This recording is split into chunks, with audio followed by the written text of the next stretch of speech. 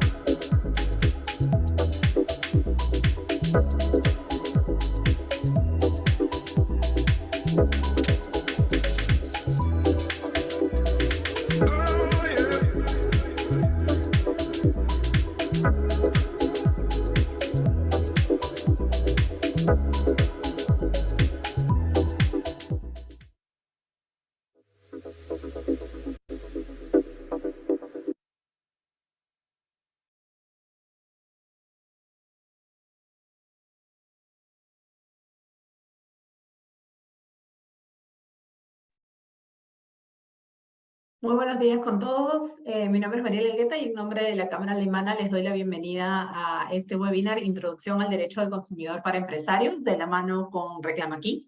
En esta oportunidad vamos a contar con Mariana Santiesteban como ponente. Quería darles algunas recomendaciones. Por favor, mantengan su cámara apagada durante la presentación, pero más importante su micrófono para evitar cualquier tipo de interferencias.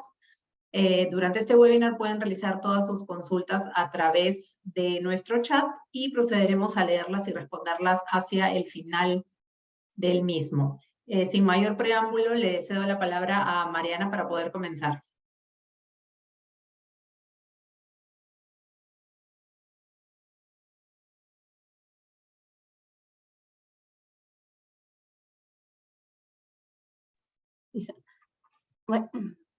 Buenos días, muchas gracias a todos por conectarse el día de hoy. Yo soy Mariana Silva Santisteban, una abogada por la Universidad de Lima y soy cofundadora de la empresa Reclama Aquí, que es una legal tech que busca revolucionar la manera en la que los consumidores exigen sus derechos. En este breve webinar vamos a explicar brevemente una introducción al derecho de consumidor para empresarios, cuál es el fundamento detrás de esta regulación especial, los principales derechos de los consumidores, los principales deberes como empresarios y también cómo este sistema puede beneficiar también a algunos empresarios y proveedores de acuerdo considerado por la ley. Así que ahora vamos a empezar, que es ¿por qué en el Perú se protegen los derechos de los consumidores? Es por tres motivos específicamente. Primero, porque está contemplado en la Constitución actual tanto en nuestro modelo económico, que es de economía social de mercado, como en el artículo 65, que indica que expresamente el Estado defiende el interés de los consumidores. Por otro lado, si nos fijamos en la función económica del derecho de protección al consumidor, existe una infinidad de decisiones y transacciones que se articulan entre proveedores y consumidores. Y es intercambio voluntario y se busca que la asignación de recursos económicos sea la más eficiente. Por tanto, esta normativa que protege a los consumidores busca simplificar todo este proceso de intercambio. Y finalmente, existe un problema que este modelo de asignación eficiente de recursos puede presentar fallas de mercado o obstáculos que atenten contra su eficiencia. Y en este caso, el problema principal que vamos a escuchar bastante es de la asimetría informativa, que básicamente trata que es una característica de la tracción comercial por la cual uno de los agentes, que es el proveedor, suele tener mayor y mejor información sobre los productos y servicios que ofrecen el mercado versus los consumidores. Y la asimetría informativa es parte del fenómeno económico de la división del trabajo y puede ser hasta deseable, de modo que lo que tiene que evitarse es que genere transacciones ineficientes. Y es esta situación asimétrica entre consumidores y proveedores que crea la necesidad de configurar instituciones y agrupaciones que tutelen las necesidades de estos segundos. Ahora, la principal norma de derecho de protección al consumidor es la Ley 29571, que es el Código de Protección al Consumidor, que contempla una serie de derechos y deberes.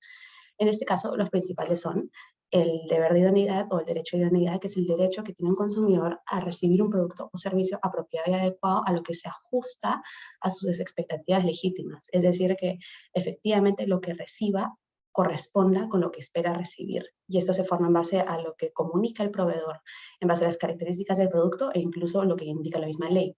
Por otro lado, es el derecho a la información, que es el derecho a recibir información relevante, veraz, suficiente, de fácil comprensión, apropiada, oportuna, fácilmente accesible, para tomar decisiones adecuadas de consumir y hacer uso adecuado de los productos y servicios que adquiera.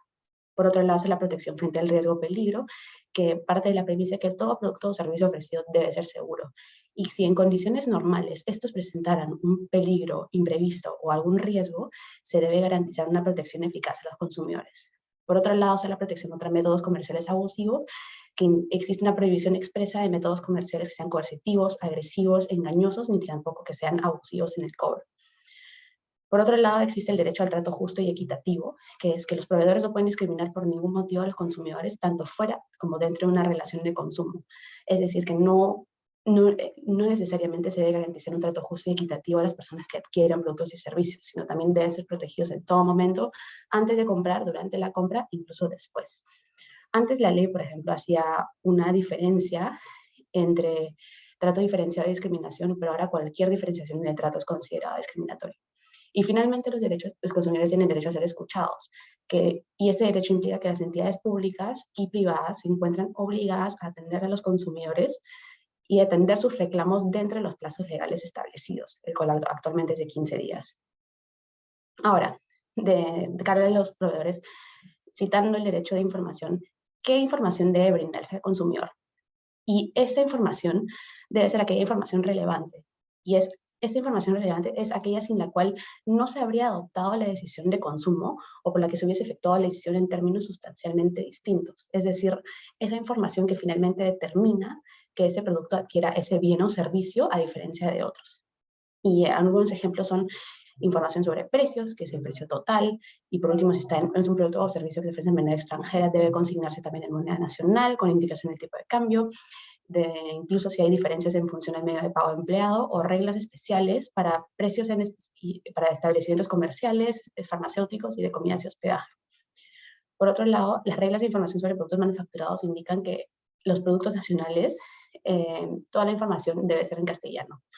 Y si es producto extranjero, debe traducirse al castellano información sobre ingredientes, componentes, condiciones, garantías y toda la información relevante. Finalmente, para productos envasados debe consignarse de manera visible y legible la información de la norma sectorial en el rotulado correspondiente.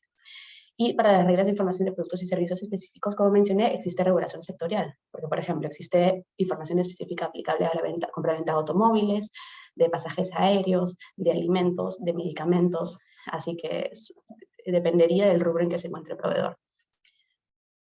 Ahora, vamos a hablar sobre la piedra angular, que es de la regulación de derechos de consumidor, que es la relación de consumo. que es la relación por la cual un consumidor adquiere un producto o contrata un servicio con un proveedor a cambio de una contraprestación económica. Ojo que esa contraprestación económica tiene un asterisco, porque una relación de consumo también abarca esas transacciones a título gratuito siempre que tenga una finalidad comercial. Por ejemplo, cuando te regalan una muestra en un supermercado, esos que te dan para probar, por ejemplo, un embutido, y ese embutido te cae mal, el derecho al consumidor te protege y tienes derecho a reclamar contra ese proveedor, porque finalmente hubo un propósito comercial. Es importante el ámbito de la territorialidad, que para que sea una relación de consumo tutelable por el derecho consumidor peruano, tiene que tener efectos o generarse en territorio nacional. Por ejemplo, si tu equipaje llega malogrado a Perú, existe una relación de consumo en el Perú, no importa si vienes del extranjero. O por último, si haces una compra-venta de un producto o servicio en el Perú, también aplica la territorialidad. Primero definamos lo que es un proveedor. El proveedor puede ser una persona natural o jurídica, que sea distribuidor o comerciante, productor o fabricante, importador o prestador de servicios. Pueden ser de derecho privado o de derecho público, es decir, que no solo tienen que ser empresas privadas, sino que también pueden ser empresas de derecho público que brinden productos o servicios siempre y cuando sea vinculado a la actividad subsidiaria del Estado, porque acuérdense, estamos en economía social de mercado. Y este debe vender productos o servicios, que puede ser productos que es cualquier bien mueble o inmueble, material o inmaterial, de origen nacional o no. Y cualquier servicio es cualquier actividad de prestación de servicios que se ofrezca en el mercado, que puede ser incluso de naturaleza bancaria, de créditos de seguros, provisionales, servicios técnicos o profesionales. Y por el otro, y lo importante es que esta actividad comercial se realice de manera habitual. Por ejemplo, si yo vendo mi celular a una persona, eso no me hace proveedor. En cambio, si yo día a día mi actividad habitual es la compra y venta de celulares, ahí sí soy proveedora de celulares, de teléfonos móviles. Y por la otra cara está el consumidor, que puede ser una persona también natural o jurídica, que es una peculiaridad, y lo importante es que adquieren, utilizan o disfrutan también como destinatarios finales. Por ejemplo, si tu lugar de trabajo, tu empresa te regala un pasaje para ir de viaje a Europa y existe un problema con el vuelo que tiene efectos territoriales en el Perú, no importa que lo haya comprado la empresa, tú serías el destinatario final que finalmente está disfrutando del servicio adquirido, por tanto tú eres el consumidor y tienes derecho a reclamar. Y esta adquisición de productos o servicios tiene que ser ajeno al ámbito empresarial o profesional. Y eso vamos a detallar un poco más adelante. Como mencioné, los consumidores también pueden ser personas jurídicas. Es decir, los empresarios también pueden ser considerados consumidores. ¿Y cuáles son los requisitos para que constituya como tal? Primero, que sea una microempresa. Y es decir, que sus ventas anuales no deben superar los 150 UITs, que para el valor de este año es de 742.500 soles. Esto porque se parte de la premisa que las microempresas son aquellas impactadas por la asimetría informativa que hay en el mercado. Por otro lado, el segundo requisito es que el bien o servicio adquirido no debe tener relación con el giro de negocio. Por ejemplo, imagínense que son dueños de una peluquería y tienen problemas, compran a un proveedor secadores de cabello y resulta que tienen problemas de funcionamiento. En este caso, como es un bien que está vinculado al giro propio del negocio, no estarían protegidos bajo la norma de consumidor. Pero en este caso, si hicieran una cena al fin de año y contratasen un catering y esa comida causará malestar físico o enfermedades en su personal, ahí sí podrían reclamar contra la empresa el catering. Inclusive puede aplicarse a productos financieros. Si tienen problemas con tarjeta de crédito o débito corporativa, si no está vinculado con el giro propio del negocio, pueden recurrir al Indecopi. El caso especial es el bienes de uso mixto, digamos que son gerentes generales que adquieren un vehículo que sea tanto el uso para la empresa como para uso personal. En caso de bienes de uso mixto, también se podría recurrir al Indecopi para que los proteja. Y siempre que haya un caso de duda, existe una interpretación pro consumidor. ¿Y eso en qué los beneficia? Por ejemplo, si tuviesen algún problema con un proveedor, como mencioné antes, que no estuviese vinculado con el giro propio, pueden llevarlo al Poder Judicial para poder reclamar sus derechos, o en todo caso podrían ir al Indecopi, que los plazos son bastante más cortos y las reglas de litigio como buscan justamente equiparar la situación de simetría informativa. La interpretación normalmente es pro consumidor, por lo que es una alternativa que favorecería más el ejercicio de la tutela de sus derechos, por lo que es algo que sería importante tener en cuenta. Así que, bueno, en conclusión, una persona natural que sea destinatario final siempre va a ser considerado como consumidor, y un empresario, para que sea considerado como un consumidor, debe ser considerado como microempresario, y el bien o servicio adquirido no debe tener relación con el giro propio del negocio. Bueno, algo también importante que me parece necesario mencionar es que justamente el aspecto objetivo, que es adquisición de producto o servicio, puede ser a título gratuito y también puede ser que hayas pagado un precio por adquirirlo. Es decir, si debe existir un contrato de consumo para efectivamente hay una relación de consumo. Y las normas de protección al consumidor te protegen antes, durante y después. Por ejemplo, digamos, ingresas a un centro comercial y trapean el suelo, no ponen un cartel que lo advierte y te accidentas, las normas del derecho al consumidor te protegen. Si compras un producto y no te sale bueno, las normas de derecho al consumidor te protegen. Incluso una vez adquirido el producto, vencido el plazo de garantía, después en la postventa también te protegen las normas de derecho al consumidor, dependiendo del caso en concreto, por lo que es algo integral, no únicamente se limita al momento de realizar la transacción. Y bueno, ahora como este es un webinar dirigido a empresarios, se busca capacitar en lo que es atención de reclamos, que no solo es algo exigido por ley, que por ejemplo por ley se exige la presentación del libro de reclamaciones y ofrecerlo y exhibirlo a los consumidores, sino que también cualquier reclamo o queja que sea presentado debe ser atendido entre el plazo legal de 15 días hábiles.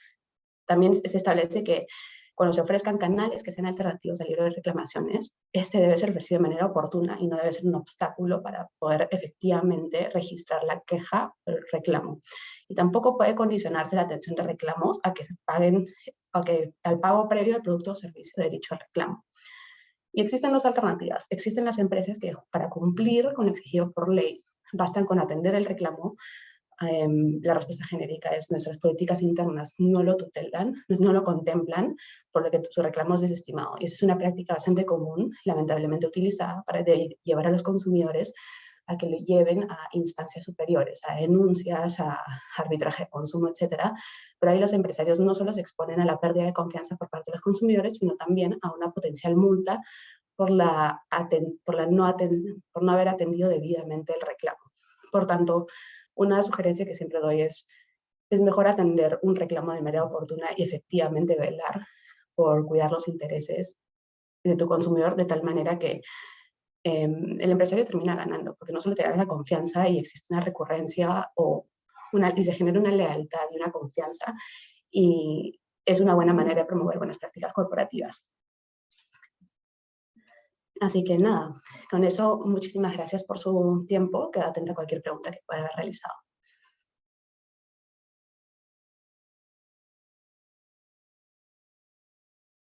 Gracias, Mariana, ¿qué tal? No sé si alguno de los participantes tenga alguna consulta. Igual vamos a compartir con ustedes después la presentación y los datos de contacto de Mariana por si quieren contactarla directamente. Yo tengo, a ver, déjame ver, no sé si alguien por aquí tenga alguna consulta ahorita. En todo caso, aquí, Mariana, ¿puedes resaltar nuevamente cuál es la importancia, digamos, de cumplir con estas leyes de protección al consumidor en el ámbito empresarial? Sí, Mariel, muchas gracias por tu pregunta. La importancia no solo es de un tema de cumplimiento de la ley para que no te multen, para evitar cualquier consecuencia o sanción legal, sino un gran beneficio de promover buenas prácticas corporativas, de cumplir de manera proactiva, de atender reclamos debidamente, e incluso yendo más allá de lo mínimamente exigido, es que beneficia a los empresarios generando lealtad, brindando confianza, y eso los termina beneficiando económicamente, porque existe mucha recomendación boca a boca, existen bastantes páginas donde pueden dejar reitear, incluso evaluar la atención. Así que realmente la manera más beneficiosa es para aquellos empresarios que van más allá. Algunos casos de éxito, por ejemplo, son algunos aplicativos de reparto a domicilio, como Despedido Ya, por ejemplo, que tiene reclamos preestablecidos y tienen una manera de atención que no necesariamente aplica la ley, sino utilizan bastante lo que es el sentido común. Por el caso de PayPal es, digamos, existe un problema con una compra de producto o servicio a través de esa plataforma, si el consumidor devuelve el producto al proveedor por haber un problema, efectivamente la lógica a la que llega a esa plataforma es, ok, el consumidor realizó la devolución del bien, el bien ya está en su posesión, entonces corresponde que se le devuelva el dinero, porque no tendría sentido que la empresa se quede con ambos. Así que son unos ejemplos de buenas prácticas que agilizan estas transacciones que hay en el mercado. Claro, gracias, Mariana. Y en todo caso, ¿cómo una empresa puede garantizar que las prácticas comerciales sean éticas y legales dentro, o sea, desde el punto de vista del derecho al consumidor, ¿no? Sí, pues lo primero es cumplir con la ley, que es el empresario debe brindar los canales oportunos, debe ofrecer el libre de reclamaciones y también contestar dentro del plazo, pero una manera de fomentar buenas prácticas es tal vez no esperar los 15 días hábiles, contestar desde antes y realmente preocuparse por solucionar el problema, no únicamente por cumplir formalidades, y realmente cuidar y priorizar la experiencia de consumo. Gracias, Mariana. A ver, por aquí creo, no sé si los que están ahorita en sala me han hecho llegar aquí, déjame leerla, una consulta por interno. Y dice cuál es la manera más eficiente para que una empresa pueda mantenerse actualizada sobre los cambios en las leyes y las regulaciones del consumidor para asegurarse de cumplir con ellas. Sí. Bueno, muchas gracias por la pregunta. La manera más ideal, bueno, en un mundo ideal todos estaríamos revisando la norma, pero entendemos que es bastante extensa. Las recomendaciones que yo puedo dar personalmente es seguir a los medios, a los noticieros, seguir a la misma página web de Indecopy. Incluso nosotros en las redes de Reclama Aquí, donde que está actualmente proyectado, publicamos cualquier modificación normativa. Existen bastantes empresas, bastantes entidades que sí se dedican a mantener actualizados los proveedores para que todos podamos estar en cumplimiento. Perfecto, muchas gracias. Creo que nadie más, no sé si es que alguien tenga, acá hay una consulta, a ver, justo la estamos viendo en el chat. Dice, es un comentario creo como consumidor del libro de reclamaciones ha perdido eficiencia y eficacia y eficiencia. Si una persona hace una queja o reclamo personalmente, he evidenciado en el mejor de los casos la respuesta es educada, es correcto, pero menos, palabras más, palabras menos, usted está equivocado, etcétera. Pero jamás vi que efectivamente mi reclamo se resolviera. ¿Qué recomienda usted?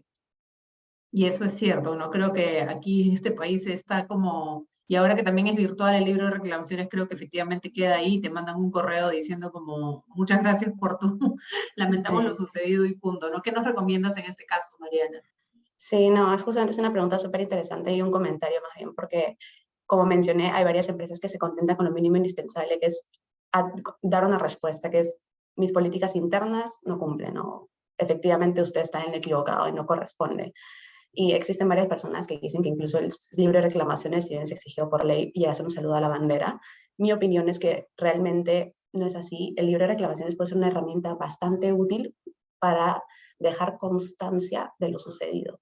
Si redactas bien tu reclamo, por ejemplo, pasó esto, tal persona me informó de lo siguiente, la respuesta brindada fue tal, considero que merezco que me reembolsen por tal y tal motivo, es un documento que tiene un peso legal bastante fuerte.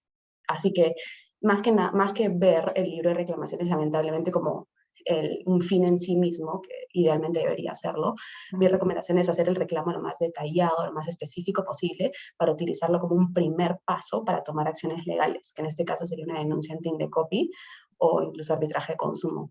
Pero una vez que con un reclamo muy bien escrito es una base, una fundación ideal para una defensa legal bastante óptima. Así que esa sería mi recomendación. Perfecto, muchas gracias. Justo seguimos también con ese tema. Aquí tenemos otra consulta y dice, ¿qué pasa si es que se resuelve, el reclamo se resuelve en más de 15 días? ¿Hay una multa? Sí, se podría denunciar al Indecopy para que Indecopy sancione al proveedor porque este plazo de 15 días hábiles es exigido por ley. La norma que lo referencia es el Código de Protección al Consumidor.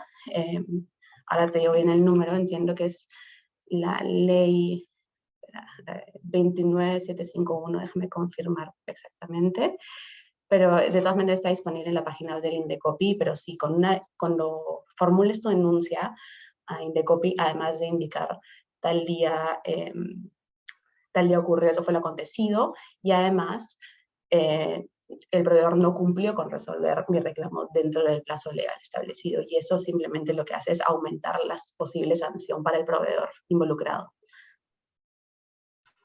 Gracias, Mariana. Y tenemos aquí una consulta más. Nos menciona Rafael que tuvo un inconveniente hace un mes y que no le quisieron dar el libro de reclamaciones. ¿Qué debería de hacerse en ese caso? Bueno, Ese es un caso bastante lamentable porque es una práctica bastante común que es ilegal. Se debe dejar constancia de la negativa de querer entregar el libro de reclamaciones a solicitud del consumidor. Existen diferentes maneras de hacerlo, reclamando, tomando fotos, tal vez videos, e inclusive algo que se recomienda es, pero que puede demorar tiempo, es llamar a la policía y dejar constancia en un parte policial de que no quieren entregar el libro de reclamaciones. Es una medida un poco más fuerte, pero sí es una alternativa que la ley brinda para efectivamente garantizar y dejar constancia de que no se está cumpliendo con la ley. Perfecto, sí, es lamentable que tengamos que llegar a ese punto, pero creo que, como dices, esto es una práctica bastante común porque la mayoría no sabe qué hacer en ese caso y no queda constancia, ¿no? Hay una consulta más. Hay un par de consultas, a ver. Si es que podemos compartir el link o teléfono o algún mail de Indecopy donde deberíamos recurrir en caso de no tener el resultado positivo al hacer el reclamo en el libro de reclamaciones. Creo que Sí. Indecopy tiene, creo, una central telefónica para reclamos. Sí, existe una confusión bastante a cuál es el rol de Indecopy en cuanto a la tutela de consumidores, porque en la práctica el rol que hace Indecopy es de juez, no hace de juez y parte. O sea, si bien hay un principio pro consumidor, finalmente es quien resuelve sobre las decisiones, no es el abogado que te acompaña y quien te lleva de la mano. Indecopy tiene sus plataformas de conciliación, pero lamentablemente no son obligatorias, y también tiene mesa de partes donde puedes ingresar denuncias. No obstante, al no tener con un abogado, no tener servicios legales accesibles, tal vez los consumidores no llegan a pedir lo que realmente les corresponde y piensan que Indecopy es como su abogado, piensan que efectivamente va a tutelar y velar por sus derechos, cuando no es el caso, únicamente es el juez. Así que bueno, aquí aprovecho para ese espacio que me brindaron, que es, les invito a ir a la página de Reclama Aquí, que nosotros somos una empresa LegalTech que está especializada en asesorar en reclamos y denuncias en materia de consumo en casos de aerolíneas, de retail, bancarios, inclusive otros. Evaluamos el caso gratuitamente y luego te ayudamos presentando la queja, reclamo o denuncia ante Indecopy, y lo importante es que solo ganamos si el consumidor gana. Es decir, que si no hay un resultado positivo, el consumidor termina no pagando nada, porque lamentablemente, como mencioné, Indecopy únicamente hace de juez y no de parte. Perfecto, muy buena aclaración, Mariana. Sí, creo que a veces confundimos efectivamente los roles y está buenísimo tenerlo súper claro. Aquí tenemos una consulta de José Llerena, también seguimos con el libro de reclamaciones, y la consulta es si de todas maneras tiene que estar físico o si solamente puede ser virtual y ya no contar con la versión física en el establecimiento. La verdad es que la ley contempla ambas posibilidades, lo importante es que se ofrezca. Para los establecimientos que únicamente son virtuales, que es bastante común, ahí sí la única alternativa es que el libro de reclamaciones sea de manera virtual, pero sí en un establecimiento físico puede ser o una o la otra. Lo importante es que se ponga a disposición del cliente ante solicitud. Perfecto. Buenísimo, Mariana. Muchas gracias. Veo que ya no tenemos ninguna otra consulta adicional. Creo que ha quedado claro. Igual vamos a compartir con ustedes una versión de esta presentación y los datos de contacto de Mariana y de Reclama Aquí por si tienen alguna consulta. Muchas gracias a todos por acompañarnos el día de hoy. Pueden visitar nuestra página web para informarse sobre futuros eventos. Y Mariana, muchísimas gracias de verdad por la información. Creo que nos ha aclarado bastante el panorama, así que cualquier cosa ya aquí nuestros asistentes se contactan contigo para alguna consulta futura. Listo. Muchas gracias, Mariel. Muchas gracias, hasta luego. Hay una última pregunta, que es: como empresa sí o sí tenemos que tener hilo de reclamaciones, y la respuesta es sí, es exigido por ley. Así que con eso cierro. Y nada, muchas gracias, espero que todos tengan un muy buen día. Gracias a todos, igual tienen ahí mi correo por cualquier consulta, así que estamos en contacto. Muchísimas gracias. Entonces, chao, cuídense.